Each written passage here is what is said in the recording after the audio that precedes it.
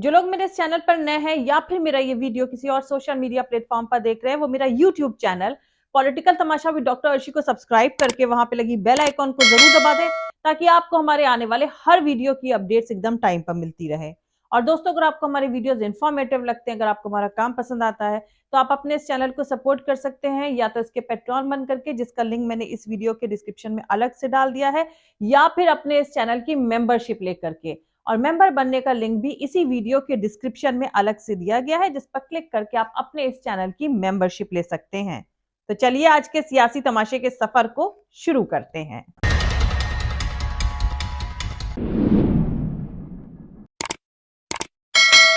ISIS is honoring President Obama. He is the founder of ISIS. He's the founder of ISIS. Okay? He's the founder. He founded ISIS. And I would say the co-founder would be crooked Hillary Clinton. दुनिया के किसी भी हिस्से में आतंकवाद है तो वहां अमेरिकी सरकार और CIA की साजिश जरूर मिलती है। अलकायदा और इस्लामिक स्टेट के मामले में भी ऐसा ही हो रहा है। ये दो खबरें देखें जो इसी लिंक के रेफरेंस में हैं। तमाम हथियार, पाबंदी और प्रोपेगेंडा नाकाम रहे हैं तो उनके पास आतंक ही बचा है। मॉस्को में आतंकी हमले की जिम्मेदारी कुख्यात गिरोह इस्लामिक स्टेट ने ली है, पर इसके पीछे कौन खड़ा है ये रूस को पता है ही, बाकी जांच से और ज्यादा साफ हो ही जाएगा। रूस ने कहा है कि आतंकियों और उनके हैंडलरों को भारी कीमत चुकानी पड़ेगी। रूस के अंदर सख्त कार्रवाई तो होगी ही। लगता है कि सीरिया और यूक्रेन में भी रूसी हमले होंगे। यूक्रेन ने फौरन कह दिया है कि इस हमले से उसका कोई लेना देना नहीं है। वहीं अमेरिका का कहना है कि ये इस्लामिक स्टेट का काम हो सकता है, क्योंकि उसके पास ऐसे हमले की इंफॉर्मेशन थी और उस जानकारी को रूस के साथ उसने शेयर भी किया था। जानकारों का मानना है कि ISIS हो या यूक्रेन, इससे कोई फर्क नहीं पड़ता है, क्योंकि दोनों ही मामलों में ये CIA और मोसाद की तरफ ही जाता है। दोस्तों, मॉस्को आतंकवादी हमला का गजा लिंक भी दिख रहा है। आपको बता दूं कि रूस की कैपिटल मॉस्को के कॉन्सर्ट हॉल में हुए हमले में मरने वालों की तादाद 93 तक पहुंच चुकी है। इस हमले में कम से कम 140 लोग जख्मी भी हुए हैं। यह आतंकी हमला बेहद मिस्टीरियस दिख रहा है। ISIS ने इसकी जिम्मेदारी ली है, जिसको रशिया अमेरिका का पिट्ठू मानता है। रशियन पॉलिटिशियंस यूक्रेन का हाथ भी देख रहे हैं और US और UK पर कवर अप करने का इल्जाम भी लगा रहे हैं। पैलेस्टीनियन रेजिस्टेंस, जिसने एक दिन पहले गजा पर अमेरिका की तरफ से लाया गया Israel supporter UN security council proposal पर रशिया के वीटो को अप्रिशिएट यानी उसकी सराहना करी थी, वो इस हमले को एक गहरी साजिश मानता है। कुल मिलाकर ऐसा लगता है कि यह हमला यूक्रेन मुद्दे और पैलेस्टीन मामले में रशिया के पैलेस्टीनियन रेजिस्टेंस के सपोर्ट के सख्त रुख से जुड़ा हुआ है।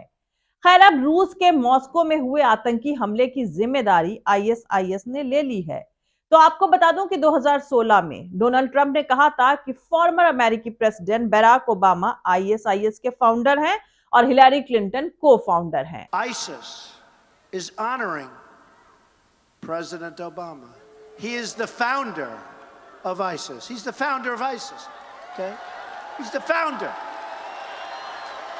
He founded ISIS. And I would say the co-founder would be crooked Hillary Clinton.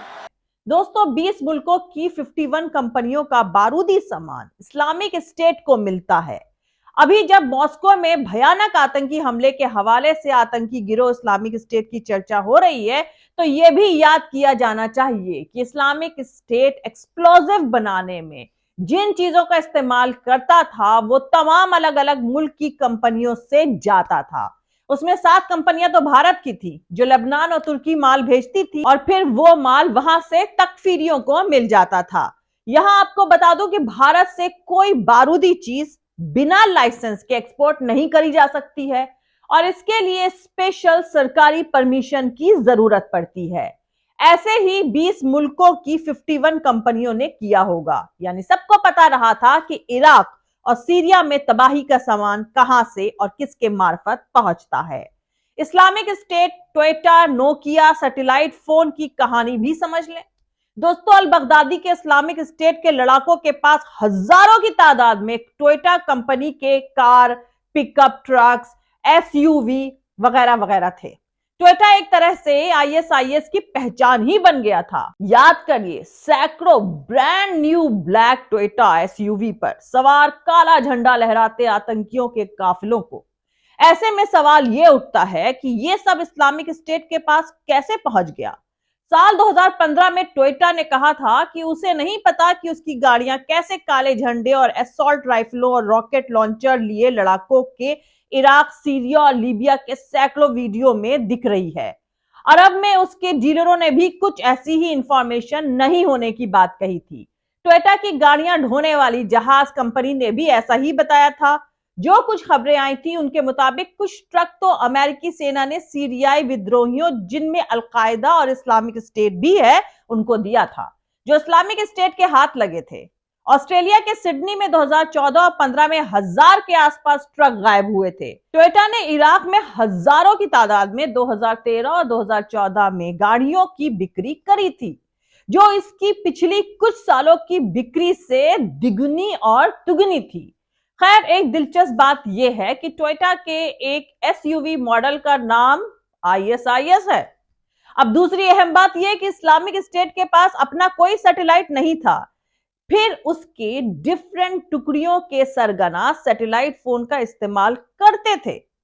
अब सवाल यह उठता है कि यह पता लगाने की कोशिश क्यों नहीं करी गई कि उन्हें यह फैसिलिटी कैसे मिलती थी, क्योंकि सैटेलाइट फोन के इस्तेमाल के लिए स्पेशल परमिशन लेनी पड़ती है। दूसरी तरफ सर्विलांस और हैकिंग से बचने के लिए और विस्फोट करने में इस्तेमाल के लिए नोकिया के सस्ते फोन आतंकी बड़ी तादाद में इस्तेमाल में लाते थे। ऐसे फोन अक्सर एक ही बार इस्तेमाल होते थे। उनकी इतनी बड़ी सप्लाई कैसे मिलती थी उन्हें, यह भी शायद हमेशा राज ही रह जाएगा। अब इस तस्वीर को देखें। यह तस्वीर अमेरिका के डिफेंस डिपार्टमेंट के इंटेलिजेंस एजेंसी की 2012 की एक रिपोर्ट का हिस्सा है, जिसमें कहा गया है कि सलाफी, ब्रदरहुड और अलकायदा सीरिया में डिस्टरबेंस यानी उपद्रव मचा रहे हैं और उन्हें वेस्ट, तुर्की और खाड़ी देश सपोर्ट दे रहे हैं, जबकि दूसरी तरफ चीन, रूस और ईरान सीरियाई सरकार के साथ हैं। खैर, अब आपको बता दूं कि रूस के प्रेसिडेंट पुतिन ने मुल्क को एड्रेस करते हुए कहा कि यूक्रेन भागने की कोशिश कर रहे आतंकवादियों को पकड़ लिया गया है। आतंकवादी हमलों के सभी क्रिमिनल्स का पता लगा लिया गया है और उन्हें हिरासत में भी ले लिया गया है। वो यूक्रेन के इलाके में भागने की कोशिश में थे। यूक्रेन में दाखिल होने के लिए सरहद पर एक विंडो तैयार करी गई थी। दरअसल दोस्तों, उनका प्लान आतंकियों को मौके पर ही ढेर करने के बाद आईएसआईएस पर इल्जाम लगाने का था, लेकिन यह प्लान तब फेल हो गया जब रूसियों ने उन्हें यूक्रेन में दाखिल होने से पहले ही जिंदा पकड़ने के लिए मॉस्को से बाहर जाने का फैसला किया। उसके बाद पूरी प्लानिंग तबाह हो गई और अब आतंकवादी गाने की तरह गा रहे हैं कि उन्हें किसने भर्ती किया था, उनसे किसने कांटेक्ट किया था, उन्हें किसने पेमेंट दिया था और यूक्रेन में उनका वेलकम कौन करने वाला था। खैर, कुल मिलाकर रूस ने आतंकियों को अपने हिरासत में ले लिया है। अब वो लगातार गाना गा रहे हैं। उनका दावा है कि पैसे के बदले में हमला करने के लिए उन्हें टेलीग्राम पर भर्ती किया गया था। वहीं खुद पुतिन का दावा है कि हमले के बाद यूक्रेन ने यूक्रेन में आतंकवादियों को मदद पहुंचाने की कोशिश करी है। मतलब ये साफ है कि सब कुछ ऑर्गेनाइज्ड एंटिटी ने हमले को अंजाम देने के लिए कुछ पैट्सीज को एज प्रॉक्सी किया। वहीं अगर देखा जाए तो पूरा सियासी तमाशा सीआईए की बिहेवियर की टेक्स्ट बुक जैसा लग रहा है।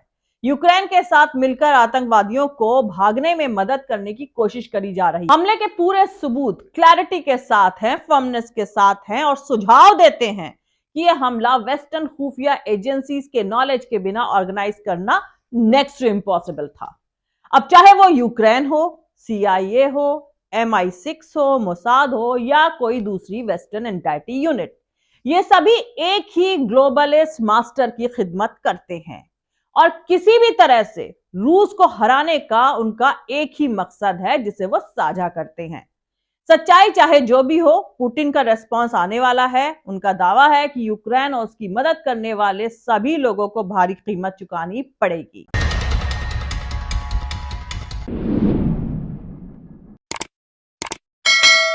तो दोस्तों आज के लिए इतना ही। मिलते हैं अगले वीडियो में किसी दूसरे नए सियासी तमाशे के साथ। जय हिंद, सत्यमेव जयते, अल्लाह हाफिज। दोस्तों हमारा पूरा वीडियो और दूसरे और वीडियोस देखने के लिए हमारा YouTube channel political Tamasha with doctor Arshi को सब्सक्राइब करके वहां पे लगी बेल आइकॉन को जरूर दबा दें, ताकि आपको हमारे आने वाले हर वीडियो की अपडेट्स एकदम टाइम पर मिलती रहे। और दोस्तों अगर आपको हमारे वीडियोस इंफॉर्मेटिव लगते हैं, अगर आपको हमारा काम पसंद आता है, तो फिर आप अपने इस चैनल को सपोर्ट कर सकते हैं।